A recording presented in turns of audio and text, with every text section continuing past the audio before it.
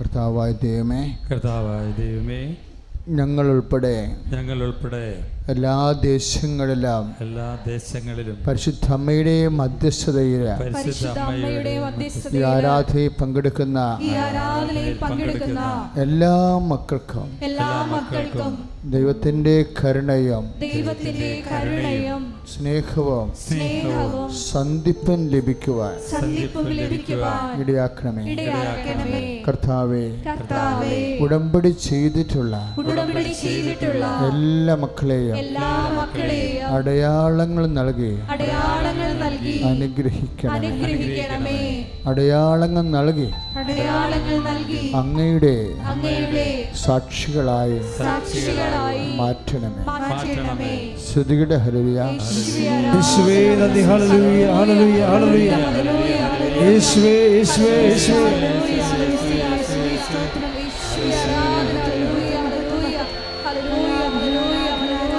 Hallelujah, ഹല്ലേലൂയ, ഹല്ലേലൂയ, hallelujah.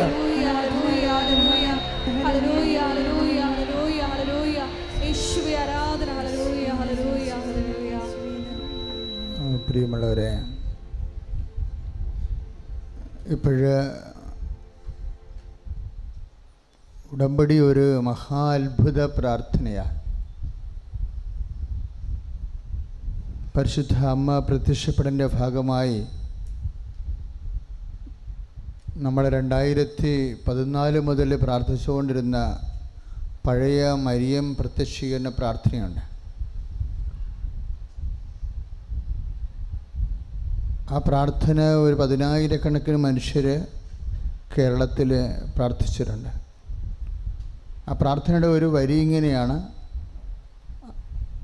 അമ്മ ആഗ്രഹിക്കുന്ന ഒരു രക്ഷാകര പദ്ധതി കൃപാസനത്തിലും ഞങ്ങളുടെ കുടുംബത്തിലും വെളിപ്പെടുത്തി തരുവാൻ ഇടയാക്കണമേ. പണ്ട് കൃപാസനത്തിൽ വന്നിട്ടുള്ളവർക്ക് ആ പ്രാർത്ഥന ഭയങ്കര പരിചയമാണ്. അങ്ങനെ 10,000-കണക്കിന് മനുഷ്യർ പ്രാർത്ഥിച്ചിട്ടുണ്ട്.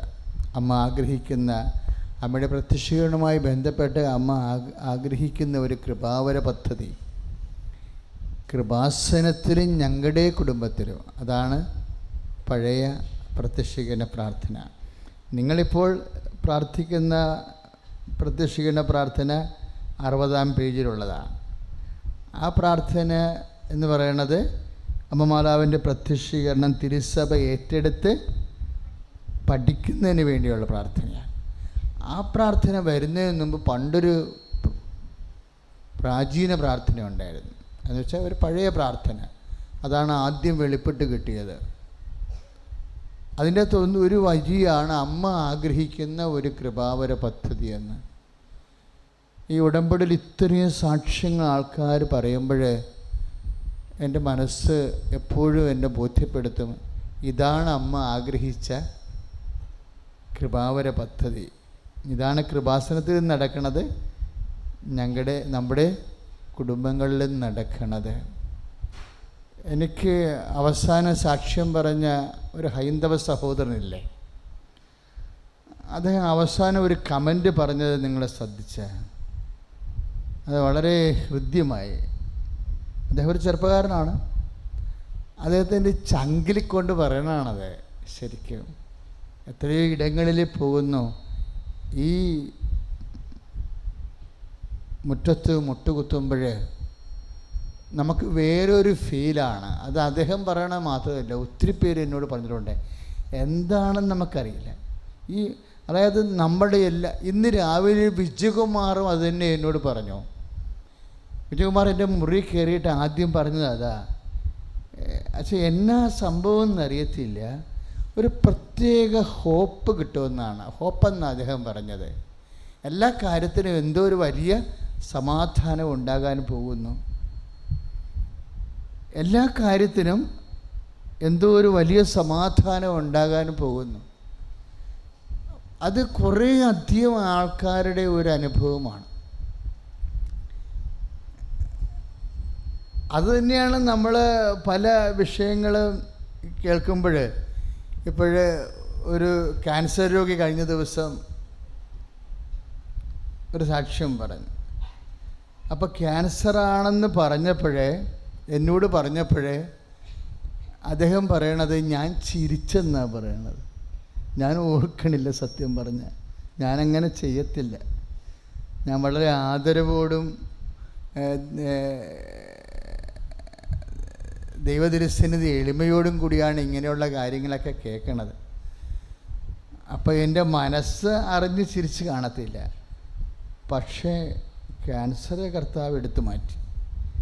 അതിന് പ്രശ്നമെന്ന് വെച്ച് കഴിഞ്ഞാൽ അത് അമ്മയുടെ ഒരു ചിരിയാണ്. ചിരിച്ചിട്ടുണ്ടെങ്കിൽ എന്താ കാര്യം? ഇതെല്ലാം ദൈവത്തിൻ്റെ കീഴിലാണ്. എൻ്റെ ദൈവവേദന, നീ ഒരു തീരുമാനം ഉള്ളിലെടുക്കണം. വിശ്വാസം ഒരു സങ്കല്പമല്ല, അതൊരു സമർപ്പണമാണ്. നീ വിശ്വസിക്കുമ്പോൾ വിശ്വാസത്തിൻ്റെ എല്ലാ കാര്യങ്ങളും, വിശ്വാസം കൊണ്ട് ദൈവം എന്നിൽ നിന്ന് ഉദ്ദേശിക്കുന്നത് എന്തും നിറവേറ്റാൻ ഞാൻ സന്നദ്ധയാണെന്നുള്ളത് നീ ദൈവത്തോട് മുൻകൂറായിട്ട് സന്തോഷത്തോടെയും സ്നേഹത്തോടെയും പറയണം. ഒന്ന് പ്രാർത്ഥിച്ചേ. കർത്താവായ ദൈവമേ, വിശ്വാസം കൊണ്ട് ഉദ്ദേശിക്കുന്നത് എല്ലാം എൻ്റെ ജീവിതത്തിലെ സന്തോഷത്തോടെ നിറവേറ്റാനും സാക്ഷ്യമായി ജീവിക്കുവാനും എൻ്റെ സന്നദ്ധതയെ ഓ ദിവ്യകൃപാനയിലെ എഴുന്നള്ളി വസിക്കുന്ന എൻ്റെ കർത്താവേ, അങ്ങയെ അറിയിക്കുന്നു. എന്നെ സഹായിക്കണമേ. ശ്രുതികട ഹല്ലേലൂയ.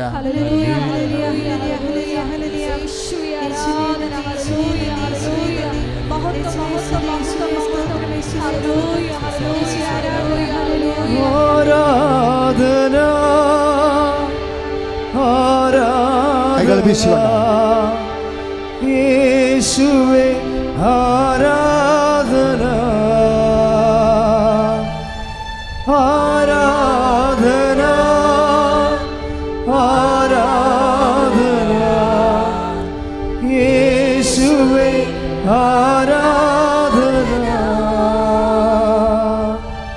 പരിശുദ്ധ പരമ ദിവ്യകാരുണ്യത്തിന് വിശ്വാസത്തെക്കുറിച്ച് രണ്ടാമത് എൻ്റെ മക്കൾ മനസ്സിൽ കരുതേണ്ട ഒരു കാര്യം, പ്രാർത്ഥിക്കേണ്ട ഒരു വിഷയം, കർത്താവേ, നിൻ്റെ വചനങ്ങൾ ഒരു പുതിയ മനസ്സുകൊണ്ട് മനസ്സിലാക്കാൻ അഭിഷേകം നൽകണമേ. പ്രാർത്ഥിച്ചേ. കർത്താവേ, നിന്റെ വചനങ്ങൾ ഒരു പുതിയ മനസ്സുകൊണ്ട് മനസ്സിലാക്കാൻ ഓ ഈശോയെ ഇപ്പോഴെന്നെ അനുഗ്രഹിക്കണമേ. ശ്രുതികട ഹല്ലേലൂയ.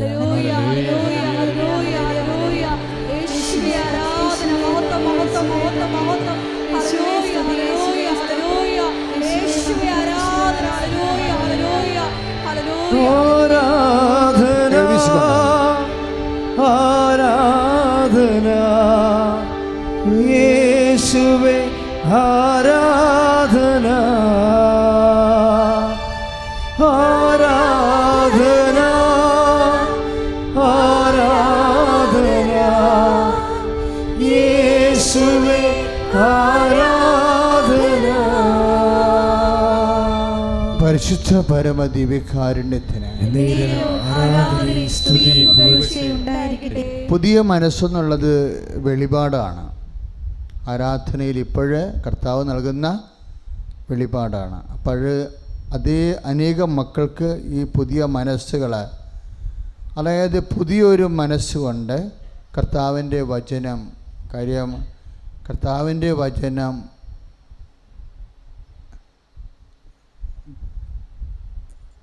സർവകാലത്തേക്കും ഉള്ള സത്യമാണ്. ഈ വചനം സത്യമാണെന്നൊരു ബോധ്യം കിട്ടിയാൽ പിന്നെ കാര്യങ്ങൾ എളുപ്പമാകും. നമുക്ക് കാര്യങ്ങൾ എളുപ്പമാകാത്തതിൻ്റെ കാരണം വചനത്തിനെക്കുറിച്ച് നിങ്ങൾക്കറിയാം, പക്ഷേ അത് സത്യമാണെന്ന് ആന്തരികമായ ബോധ്യമില്ലാത്തതാണ്.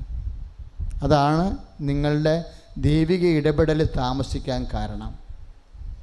വചനം സത്യമാണെന്നുള്ളത് ഒരു പുതിയ മനസ്സുകൊണ്ട് ബോധ്യപ്പെടാനാണ് ഇപ്പോഴേ പരിശുദ്ധാത്മാവ് നമ്മളോട് പറഞ്ഞിരിക്കുന്നത്.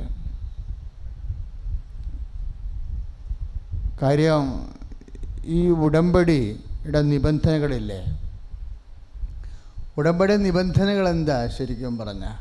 പഴയ നിയമത്തിലെ കൽപ്പനകളെക്കുറിച്ച് പറയണത് കർത്താവിൻ്റെ വചനങ്ങളെന്നാണ് പറയണത് ഇല്ലേ? നിബന്ധനയെന്ന് പറഞ്ഞാലും ശരിക്കും എന്താണത്? കർത്താവിൻ്റെ വചനങ്ങളാണ്.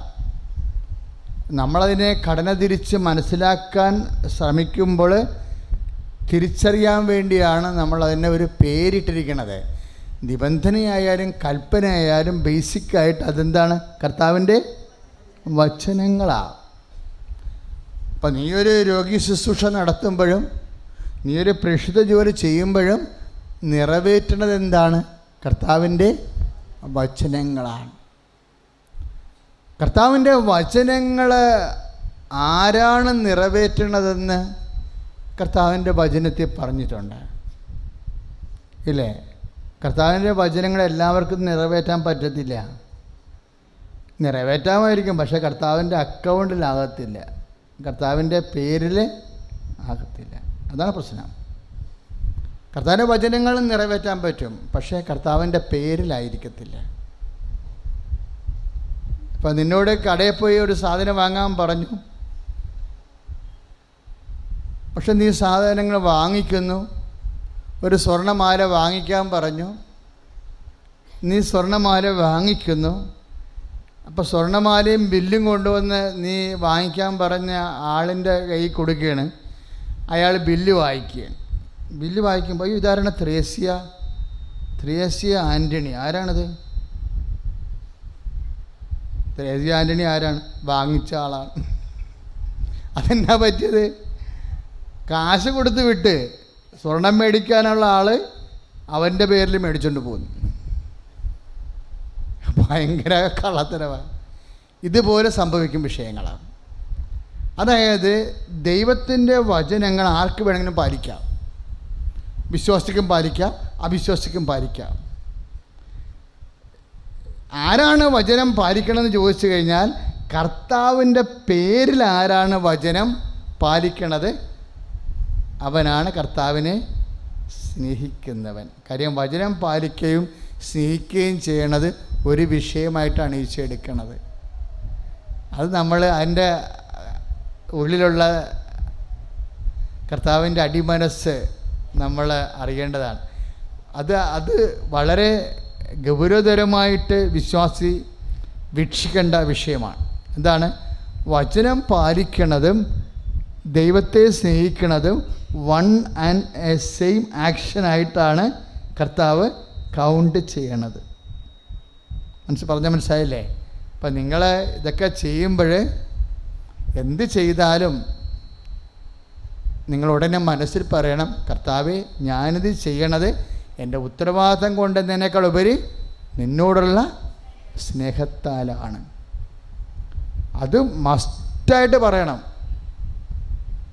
ഒന്ന് പറഞ്ഞേ, കർത്താവേ, ഉടമ്പടി പ്രകാരം ഞങ്ങൾ എന്ത് ചെയ്താലും ഉടമ്പടിയുടെ നിബന്ധനകള് നിറവേറ്റുന്ന സാങ്കേതിക വിഷയത്തെക്കാൾ ഉപരി അങ്ങയോടുള്ള ആത്മബന്ധത്തിന്റെ സ്നേഹപ്രകാശനമായി അത് കരുതണമേ എന്ന് ദിവ്യ ഈശോയെ അപേക്ഷിച്ചുകൊണ്ട് അങ്ങേ സ്തുതിക്കുന്ന ഹല്ലേലൂയ. കോശങ്ങളിലേക്ക് നമ്മുടെ മിനറൽസ് ചെന്ന് കോശങ്ങൾ വികസിച്ച് പൊട്ടി വളർന്ന് ശരീരം വെയിറ്റ് വെക്കുന്ന ഒരു പരിപാടി നടക്കണില്ല. അതുകൊണ്ട് വെയിറ്റ് ലൂസ് ചെയ്ത് വരുന്ന രോഗത്തെ കർത്താവ് ഇപ്പോഴും സുഖപ്പെടുത്തിക്കൊണ്ടിരിക്കുന്ന ഹല്ലേലൂയ.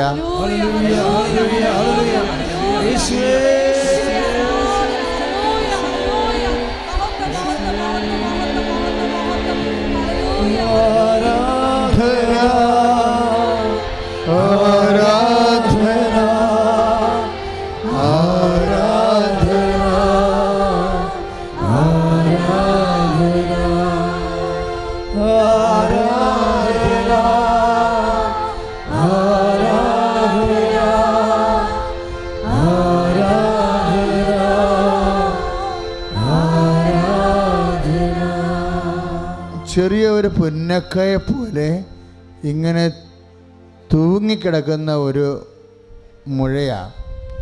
മുഴയാണ് ശവമാണോ എന്നൊന്നും അറിയില്ല. പക്ഷെ കാലാന്തരത്തിൽ ഇത് പഴുത്തു വരും. ഇപ്പോഴല്ലെങ്കിലും ഒരു കുറേ കാലം കഴിയുമ്പോൾ ഇത് പഴുത്തു വന്നിട്ട് മാരകമാകും. ആ രോഗത്തെ കർത്താവ് ഇപ്പോഴും സ്പർശിച്ചു കൊണ്ടിരിക്കുന്ന. ഹല്ലേലൂയ.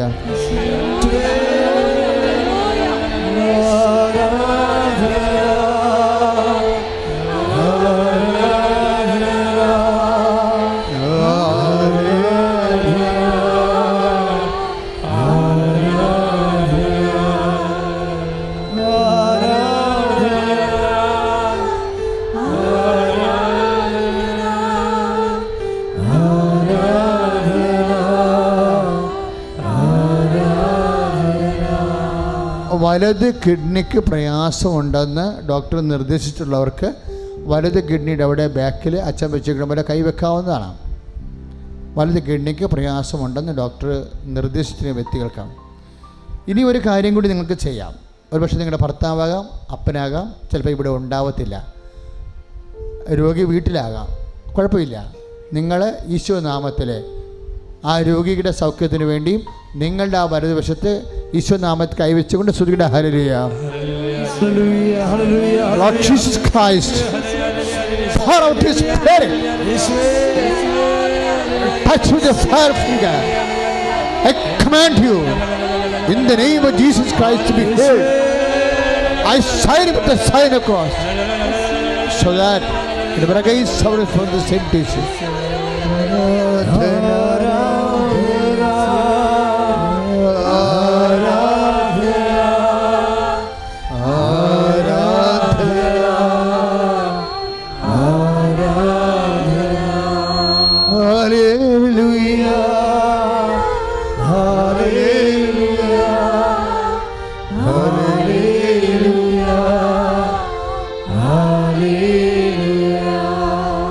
കണ്ണിന് കാഴ്ചക്കുറവുള്ളവർക്ക് ഇപ്പോൾ കണ്ണിൽ കൈവെക്കാവുന്നതാണ്.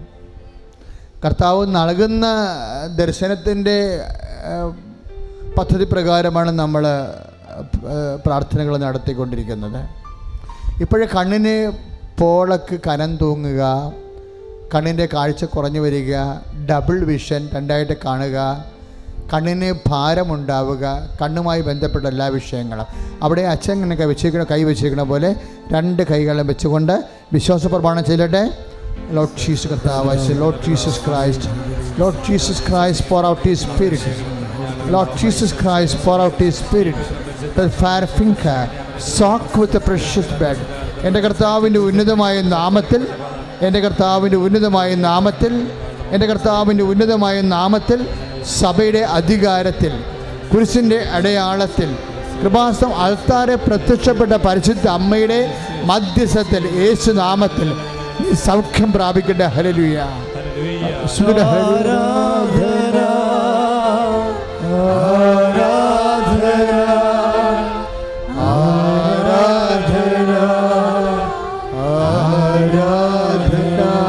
ആരാധന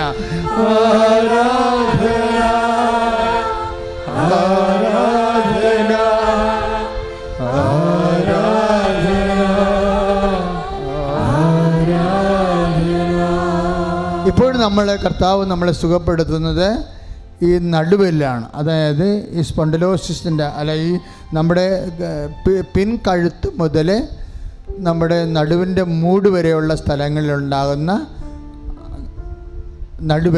നടുവെല്ലിൻ്റെ കശേരുക്കളാകാം, അല്ലെങ്കിൽ ആവശ്യമില്ലാതെ ഇവിടെ നീർക്കെട്ടലാകാം, ഇടർച്ചയാകാം, ഞരമ്പ് കുരുങ്ങിയതാകാം, അല്ലെങ്കിൽ ബലക്ഷമാകാം, അല്ലെങ്കിൽ വളഞ്ഞതാകാം, എന്തുമായിക്കോട്ടെ അവിടെ നിങ്ങൾ അച്ഛനെ കൈവച്ചിരിക്കണ പോലെ ഇങ്ങനെ കൈവെക്കുക. ഇങ്ങനെ കൈവച്ചുകൊണ്ട് അതിശക്തമായ സ്തുതികട ഹല്ലേലൂയ. നല്ലവനായ ശിമിശായെ, കർത്താവ് ശിമിശായെ, നടുവെല്ലിനെ സ്പർശിച്ച് പ്രാർത്ഥിക്കുന്ന കർത്താവേ, നടുവെല്ലിനെ സ്പർശിച്ച് പ്രാർത്ഥിക്കുന്ന കർത്താവേ, നടുവെല്ലിനെ സ്പർശിച്ച് പ്രാർത്ഥിക്കുന്ന കർത്താവേ, കശേരികള്, ഞരമ്പ് കുരുക്കങ്ങള് കർത്താവേ, ഞരമ്പിന് വളവുകള് യേശുക്രിസ്തുവിന്റെ നാമത്തിൽ പരിപൂർണമായ സൗഖ്യം പ്രാപിക്കട്ടെ.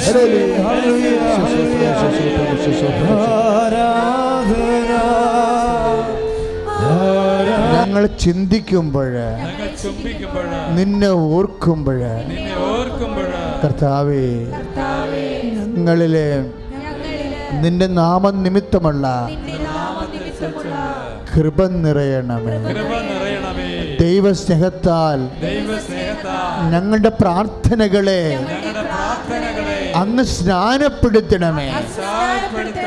ദൈവസ്നേഹത്താൽ ഞങ്ങളുടെ പ്രവർത്തികളെ സ്വർഗത്തിന്റെ സാക്ഷ്യമാക്കണമേ.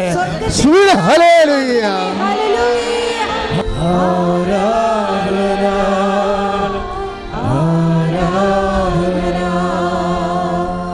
പരിശുദ്ധ പരമ ദിവ്യകാരുണ്യത്തിന് ജനിതകമായ വൈകല്യം കാരണം മക്കളില്ലാത്തവരെ കർത്താവ് സ്പർശിച്ചു കൊണ്ടിരിക്കുന്ന സ്തുതിയുടെ ഹല്ലേലൂയ. ആരാധന ആരാധന ആരാധന ഹല്ലേലൂയ. ആരാധന ആരാധന ആരാധന.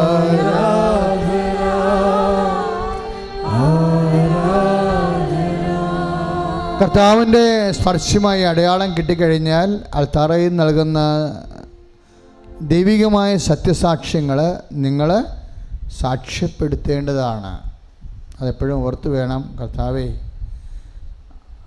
ഇതുപോലെ ദർശന വെളിപാടുകൾ വരുമ്പോൾ പറയുമ്പോൾ അപ്പം തന്നെ പ്രാർത്ഥിക്കും, കർത്താവേ എന്നെ സാക്ഷിയാക്കണമെന്ന് പ്രാർത്ഥിക്കണം. ഇപ്പോഴേ കേട്ട എല്ലാ സാക്ഷ്യങ്ങളും നമ്മൾ ഡിസംബറിൽ സാക്ഷ്യം പറയും. നിങ്ങൾ വായിക്കോ, നിങ്ങൾ കേട്ടോ. അടുത്ത ഡിസംബറിൽ ഇപ്പം നടന്ന കർത്താവിൻ്റെ ഇടപെടലുകൾക്കെല്ലാം കൃത്യമായി നിങ്ങൾക്ക് അനുഭവവേദ്യവും സ്പർശവുമായി നിങ്ങളത് തിരിച്ചറിയാം. അപ്പോൾ നിങ്ങൾ ഡിസംബറിൽ സാക്ഷ്യം പറയും. അതിനുള്ളിൽ കർത്താവ് തന്നിട്ടുള്ള അടയാളങ്ങൾ, സമ്മർദ്ദമുണ്ടെങ്കിൽ, ആന്തരിക സമ്മർദ്ദമുണ്ടെങ്കിൽ എപ്പോൾ വേണമെങ്കിലും പറയാം. ലാസ്റ്റ് മന്താണ് അച്ഛൻ ഇപ്പോൾ പറയണത്. സ്തുതിയുടെ ഹല്ലേലൂയ.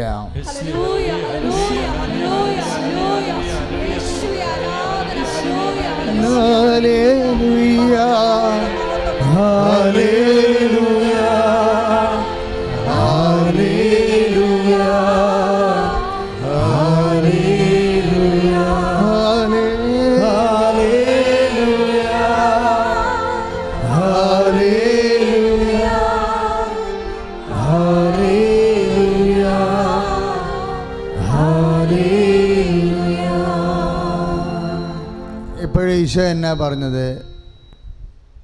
നിങ്ങൾ എൻ്റെ വാക്ക് കേൾക്കുകയും എൻ്റെ വചനം നിങ്ങളിൽ നിലനിൽക്കുകയും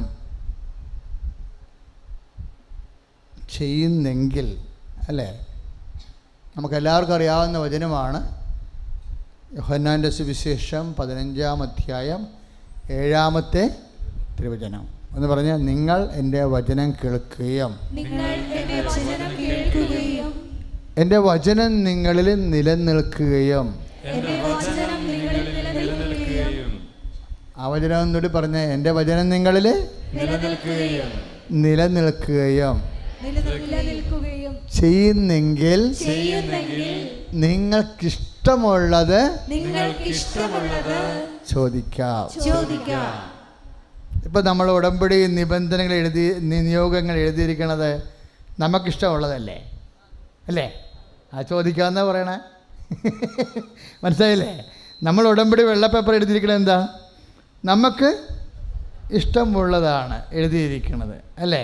അല്ലാതെ അച്ഛൻ പറഞ്ഞിട്ട് അച്ഛൻ്റെ ആഗ്രഹം അനുസരിച്ചല്ലല്ലോ എഴുതിയിരിക്കുന്നത്. ഇല്ല, ദൈവത്തിൻ്റെ ഇഷ്ടപ്രകാരമല്ല എഴുതിയിരിക്കുന്നത്, നമ്മുടെ ഇഷ്ടപ്രകാരമാണ്. ഭൗതിക കാര്യങ്ങളെ നമ്മുടെ ഇഷ്ടപ്രകാരം വിവേചിക്കുന്നതിൽ തെറ്റില്ലെന്നാണ് കർത്താവിൻ്റെ വചനം പറയണത്. മനസ്സിലായില്ലേ? പക്ഷേ എന്താ പ്രശ്നം? എൻ്റെ വചനം നിങ്ങൾ കേൾക്കുകയും വചനം നിങ്ങളിൽ നിലനിൽക്കുകയും ചെയ്യണം. അതാണ് പ്രശ്നം. ഇപ്പോൾ ഉടമ്പടി നമ്മൾ 3 മാസം, 6 മാസം, 9 മാസം, 12 മാസം. ആ 12 മാസം കഴിഞ്ഞാൽ എന്നാ ചെയ്യും? പിന്നെ ഉടമ്പടി പുതുക്കാനൊന്നും പറ്റത്തില്ല. മാക്സിമം 1 വർഷത്തേക്കാണ് ഉടമ്പടി നമ്മൾ ചെയ്യണത്. പിന്നെ ഞങ്ങൾ ഇവിടുന്ന് പറയത്തില്ല, പുതുക്കാൻ പറയത്തില്ല. പക്ഷേ എൻ്റെ മക്കൾ എന്ത് ചെയ്യണം? അതിൽ നിലനിൽക്കണം. മനസ്സിലായില്ലേ? കാര്യം എന്താണ്? വാഗ്ദാനമാണ്. അച്ഛൻ എപ്പോഴും പറയാമല്ലോ, വചനം എന്ന് പറഞ്ഞാൽ എന്താണ്? വാഗ്ദാനമാണ്. വാക്കിൻ്റെ ഉള്ളിൽ ദാനമുണ്ട്. ഈ ദാനമെന്ന് പറയണത് എപ്പോഴായാലും ഇത് പാലിക്കപ്പെടും. കാര്യം എന്താണ്? കർത്താവാണ് ആ ദാനം വെളുപ്പിച്ച്. വാക്കിൻ്റെ ഉള്ളിൽ ദാനമുണ്ട്. ദൈവവചനവും മനുഷ്യൻ്റെ വചനവും തമ്മിലുള്ള വ്യത്യാസം അതാണ്. മനുഷ്യൻ്റെ വചനത്തിൻ്റെ ഉള്ളിൽ ദാനമില്ല. അത് സാധാരണയായിട്ടുള്ള ശൂന്യവചനങ്ങളാണ്. ദൈവത്തിൻ്റെ വചനങ്ങളെല്ലാം പ്രഗ്നൻ്റ് വിത്ത് പ്രോമിസാണ്. എല്ലാ വചനത്തിനും ഗർഭമുണ്ട്. എന്താണ്? വാഗ്ദാനത്തെ ഗർഭം ധരിച്ചിരിക്കുക. ഇതെപ്പോൾ വേണമെങ്കിൽ ഡെലിവറി ചെയ്യാം. 10 മാസമാകാം, അല്ലെങ്കിൽ 12 മാസമാകാം. ഇത് ഡെലിവറി ചെയ്യണത് ആ വിഷയത്തിന് അനുപേക്ഷണീയമായിട്ടാണ്. ചില കാര്യം, ഇപ്പം നിൻ്റെ വസ്തു വിൽക്കണം, അപ്പം നിൻ്റെ ഏറെ സന്തോഷമാണ്. നമ്മളുടെ വസ്തു വിറ്റാൽ നമ്മൾക്കിപ്പോൾ എന്നാ ചെയ്യാൻ പറ്റും? വീട് വെക്കാൻ പറ്റുമായിരിക്കും. അതായിരിക്കും നിൻ്റെ ഒരു ഉദ്ദേശം. പക്ഷേ വസ്തു ദൈവം ഇപ്പം വിൽപ്പിക്കണില്ലെന്ന് വിചാരിച്ചോ? ഇല്ലേ? വിജയകുമാർ സാർ പണ്ടൊരു വസ്തു വിൽക്കാൻ വേണ്ടി ഞങ്ങൾ ഒരുമിച്ച് പ്രാർത്ഥിക്കുമായിരുന്നു. അപ്പോൾ അത് ആ കാലങ്ങളിലൊക്കെ ഭയങ്കര കുരുക്കായിരുന്നു. ആ വസ്തു വിൽക്കാൻ പറ്റുന്നില്ലായിരുന്നു. ഇപ്പോൾ വസ്തു വിൽക്കാൻ പറ്റിയ പരിപാടിയായി വന്നപ്പോൾ 5-10 കൊല്ലം കഴിഞ്ഞ് എന്ത് പറ്റി? ഇപ്പോൾ എന്നെ കഴിഞ്ഞ മാസമൊക്കെ കൊണ്ടുപോയി ആ സ്ഥലമൊക്കെ കാണിച്ചു. അവിടെയൊക്കെ ബസ് സ്റ്റാൻഡ് വരുന്നു, പുതിയ ഗവൺമെൻറ് പ്രോജക്റ്റുകൾ വരുന്നു, അല്ലേ? അപ്പോൾ സാറ് എന്നോട് വണ്ടിയിരുന്ന് മൊത്തം പറയരുന്ന്, ഇതൊക്കെ ചുമ്മാ 10-35 ലക്ഷത്തിന് വാങ്ങിച്ചതാണ്, ഇപ്പോൾ ഇനി 1 കോടി 2 കോടിയൊക്കെ വിലയാണ്. അപ്പോൾ അന്നത് വിറ്റുപോയിരുന്നെങ്കിൽ എന്നാ നഷ്ടമാണ് വരാൻ പോണത്? അപ്പം ചില കാര്യങ്ങൾ നീ ചോദിച്ചാലും ദൈവം നിനക്ക് തരത്തില്ല എന്ന് പറഞ്ഞുകൊണ്ട്, ദൈവം വാഗ്ദാനം പാലിക്കണമെന്ന് പറഞ്ഞുകൊണ്ട് നീ ഉടനെ ആ പ്രാർത്ഥനയിൽ നിന്ന് വിട്ടുപോരരുത്. നിലനിൽക്കണം. നിലനിൽപ്പ് പ്രധാനപ്പെട്ട വിഷയമാണ്. പറഞ്ഞ മനസ്സിലായില്ല? അതാണ് കർത്താവിൻ്റെ വചനം 15:7 പറയണത്. എന്താ പറയണത്? അത് നീ എൻ്റെ വാക്ക് പാലിക്കുകയും അതിൽ നിലനിൽക്കുകയും ചെയ്താൽ. നിബന്ധനകൾ എപ്പോഴും കണ്ടീഷൻസ് ആണെന്നറിയാം, അല്ലേ? നിലനിൽക്കുകയും ചെയ്താൽ നിനക്കിഷ്ടമുള്ളത് ചോദിക്കാം, അത് നിനക്ക് ലഭിക്കും. അപ്പോൾ നിബന്ധനകളിൽ നിലനിൽക്കണമെന്ന് പറയണത് ഒരു വിഷയത്തിൽ നിലനിൽക്കണതല്ല. പിന്നെന്താണ്? ദൈവത്തിൻ്റെ സ്നേഹത്തിൽ നിലനിൽക്കുന്നതാണ്. അത് നിബന്ധന പാലിക്കുന്ന എല്ലാവരും സാങ്കേതികമായിട്ടൊരിക്കലും ഉടമ്പടിയെ കാണരുത്. ഉടമ്പടിയുടെ ഒരു പാലം നമ്മുടെ ചങ്കിലും ഒരു പാലം ഒരറ്റം ദൈവത്തിൻ്റെ ചങ്കിലുമാണ്. 2 ചങ്കും തമ്മിലുള്ള കണക്ഷൻസാണ്, അല്ലാതെ ഒരു പ്രവർത്തന രീതികളൊന്നുമല്ല. ഉടമ്പടിയുടെ അടുത്ത അറ്റം എവിടെയാണ്? കർത്താവിൻ്റെ ഹൃദയത്തിലേക്കാണ് സംഭവം ചേർന്ന് ചെന്നിരിക്കുന്നത്. അതെന്താണ്? നീ നിൻ്റെ ദൈവവും തമ്മിലുള്ള സ്നേഹത്തിൻ്റെ നിലനിൽപ്പാണ്. അതുകൊണ്ട് കർത്താവ് ഇങ്ങനെ സ്നേഹത്തെക്കുറിച്ചാണ് അവസാന കാലങ്ങളിലെല്ലാം പറഞ്ഞത്. പ്രത്യേകിച്ച് ഈ കുർബാന സ്ഥാപിച്ചു കഴിഞ്ഞ് യോഹന്നാൻ കുറേ അധ്യായങ്ങൾ എഴുതിയിട്ടുണ്ട്. യോഹന്നാൻ്റെ സുവിശേഷത്തിൽ കുർബാന സ്ഥാപിക്കുന്നത്, സ്നേഹത്തിൻ്റെ കൂദാശ സ്ഥാപിക്കുന്നത് 13-ാം അധ്യായത്തിലാണ്. പിന്നെ ആ മനുഷ്യൻ പറഞ്ഞു കൂട്ടിയത് 20-ാം അധ്യായം വരെ മൊത്തം സ്നേഹത്തെക്കുറിച്ചാണ്. ചുമ്മാ സ്നേഹത്തെക്കുറിച്ചല്ല, നീയും അവനും തമ്മിലുള്ള ഏർപ്പാടിനെക്കുറിച്ചാണ് പറഞ്ഞത്. എൻ്റെ വാക്ക് നിങ്ങൾ നിലനിൽക്കുകയും ചെയ്താൽ നിങ്ങൾക്കിഷ്ടമുള്ളത് ചോദിക്കാമെന്ന് പറഞ്ഞിട്ട് പിന്നീട് കർത്താവ് അതിക്ക് മുമ്പൊരു കാര്യം പറഞ്ഞു. എന്നാ പറഞ്ഞത്? നിങ്ങൾ എന്നെ സ്നേഹിക്കുകയും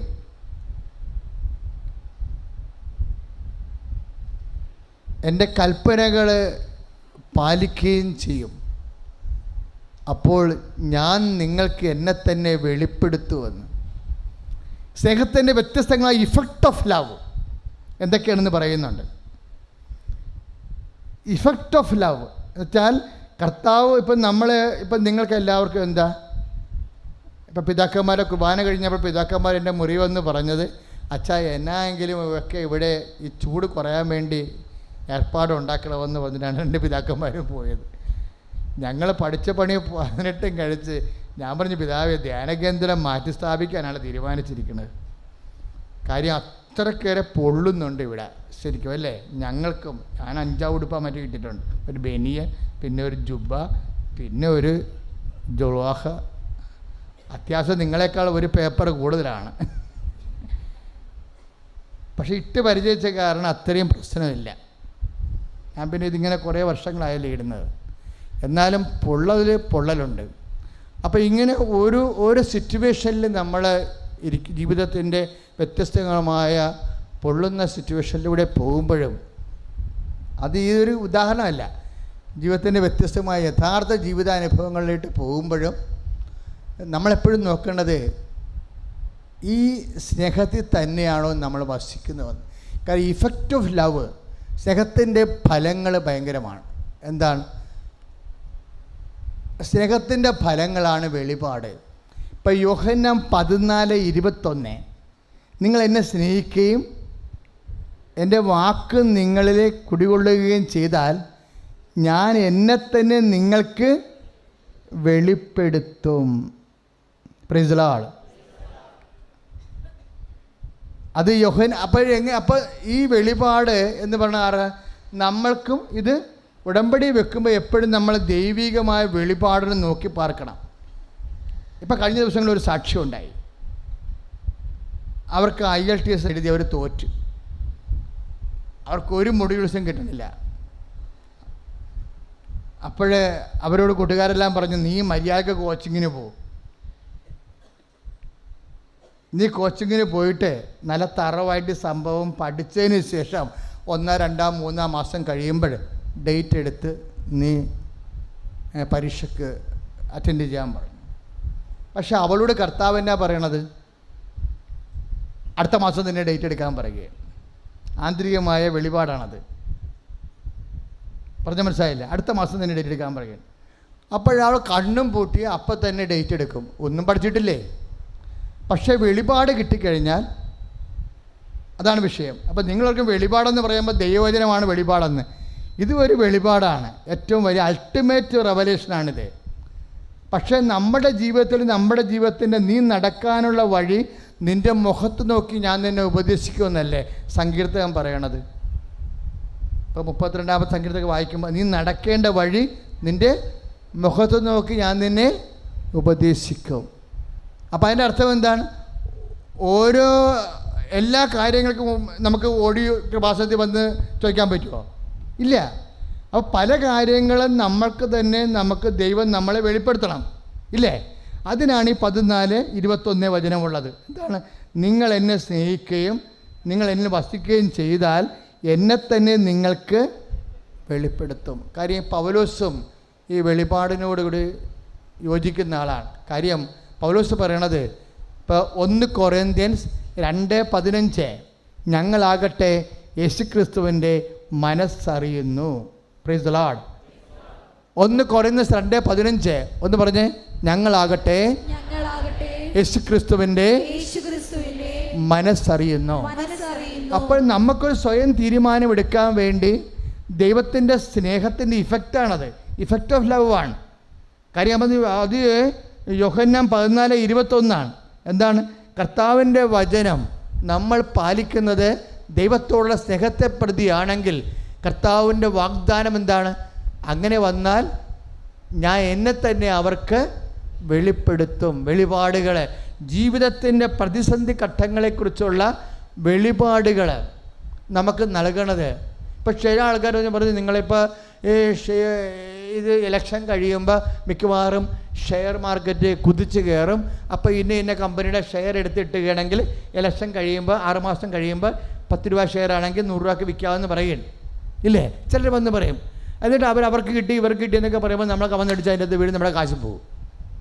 പക്ഷെ പലപ്പോഴും നമുക്ക് വെളിപാടുകൾ ആവശ്യമായി വരും, ഇല്ലേ? ഇതുപോലെയുള്ള നമുക്ക് കൺഫ്യൂഷൻ ഇല്ലാത്ത ആന്തരിക ബോധ്യം ഒരു വിഷയത്തിൽ നമുക്ക് തുളുമ്പാത്ത. ഞാൻ മെസ്സേജ് എടുക്കുമ്പോൾ ഞാൻ ചിന്തിക്കുന്നത് ടെക്നിക്കൽ പെർഫെക്റ്റ് മെസ്സേജ് ആണെങ്കിൽ ആത്മാവ് തുളുമ്പത്തില്ല. അതാണ് നമുക്ക് എൻ്റെ ഡിക്റ്റേഷൻ വരണത്. തുളുമ്പുകയെന്ന് വെച്ച് കഴിഞ്ഞാൽ അല്പം പോലും തുള്ളി പോലും താഴെ ശരിയാകും, ഒരു വൈബ്രേഷൻ ഉണ്ടാകത്തില്ല. ഈ വൈബ്രേഷൻ ഇല്ലാതെ അൾട്ടിമേറ്റായിട്ട് നമുക്ക് ബോധ്യം കിട്ടും. അൾട്ടിമേറ്റായിട്ട് ബോധ്യം അഭിഷിക്തർക്ക് മാത്രമല്ല, 14:21 അനുസരിച്ചിട്ട് നിങ്ങൾക്ക് അത് വാഗ്ദാനം ചെയ്തിട്ടുണ്ട്. എന്താണ്? നിങ്ങൾ ചെയ്യുന്ന നിബന്ധനകൾ, ഉടമ്പടി നിബന്ധനകൾ, അത് കർത്താവിനുള്ള സ്നേഹത്തെ പ്രതിയാണെന്നുണ്ടെങ്കിൽ ആ നിബന്ധന പാലിക്കുമ്പോൾ കർത്താവിനെ നിങ്ങൾ സ്നേഹിക്കുന്ന കാരണം ഞാൻ എന്നെ തന്നെ നിങ്ങൾക്ക് വെളിപ്പെടുത്തും. അപ്പം ഈശോനെ തന്നെ വെളിപ്പെടുത്തണമെന്ന് എന്താണ് വെളിപ്പെടുത്തുന്നത്? ഈശോൻ്റെ മനസ്സാണ് വെളിപ്പെടുത്തുന്നത്. അതാണ് 1 കൊറിന്ത്യൻസ് 2:15. ഞങ്ങളാകട്ടെ യേശുക്രിസ്തുവിൻ്റെ മനസ്സറിയുന്നു. നിൻ്റെ വിവാഹത്തെക്കുറിച്ച്, ജീവിത പങ്കാളിയെക്കുറിച്ച്, വീടിനെക്കുറിച്ച്, സ്ഥലത്തെക്കുറിച്ച് കർത്താവിനൊരു മനസ്സുണ്ട്, ഇല്ലേ? എനിക്ക് നിന്നെക്കുറിച്ചൊരു പദ്ധതി ഉണ്ടെന്ന് പറഞ്ഞില്ലേ? അതാണ് ദൈവത്തിൻ്റെ മനസ്സ്. അത് നിൻ്റെ നാശത്തിനുള്ള പദ്ധതി എന്ന് പറയുമ്പോൾ എന്താണത്? അതാണ് ദൈവത്തിൻ്റെ മനസ്സ്. നിൻ്റെ കച്ചവടം, നിൻ്റെ ജോലി, നിൻ്റെ യാത്ര, എല്ലാത്തിനെക്കുറിച്ചും ദൈവത്തിനൊരു മനസ്സുണ്ട്. ഈ മനസ്സ് നിങ്ങൾക്കറിയാൻ പറ്റും ഈ നിബന്ധന കൃത്യമായിട്ട് പാലിച്ചാൽ. നിബന്ധന കൃത്യമായിട്ട് പാലിച്ചാലെന്ന് വെച്ചാൽ എണ്ണിത്തൂക്കി സാങ്കേതികമായിട്ട് പാലിക്കുകയല്ല. പാലിക്കുമ്പോൾ എന്ത് ചെയ്യണം? ഓരോ കാര്യങ്ങൾ ചെയ്യുമ്പോൾ കർത്താവിനോട് പറയാം, കർത്താവേ ഞാനിതൊക്കെ ചെയ്യണത് നിന്നോടുള്ള സ്നേഹത്താലാണ്. Praise the Lord. സ്തുതിക്കട്ടെ. ഹല്ലേലൂയ. യേശുവേ ആരാധന. ഹല്ലേലൂയ, ഹല്ലേലൂയ, ഹല്ലേലൂയ, ഹല്ലേലൂയ. യേശുവേ ആരാധന. മഹത്വം. ഹല്ലേലൂയ, ഹല്ലേലൂയ, ഹല്ലേലൂയ.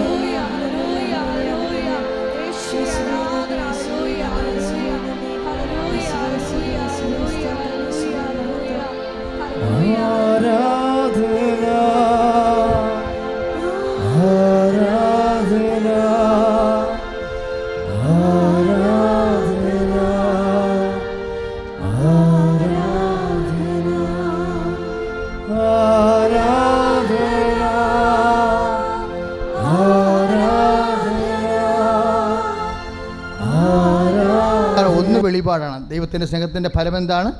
ജീവിതത്തെക്കുറിച്ചുള്ള ആന്തരിക വെളിപ്പെടുത്തലുകൾ. രണ്ടാമത്തത് എന്താ? Effect of love. നിങ്ങൾ എന്നെ സ്നേഹിക്കുകയും എന്ന് പറഞ്ഞേ, എൻ്റെ വചനം നിങ്ങളിൽ നിലനിൽക്കുകയും ചെയ്താൽ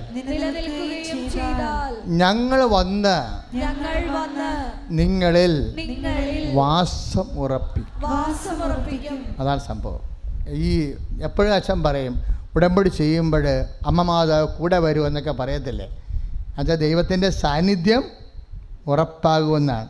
ഇപ്പം ദൈവത്തിൻ്റെ സാന്നിധ്യം ഉറപ്പാകണത് അതിൻ്റെ വചനത്തിൻ്റെ ബാക്ക്ഗ്രൗണ്ട് എന്താണ്?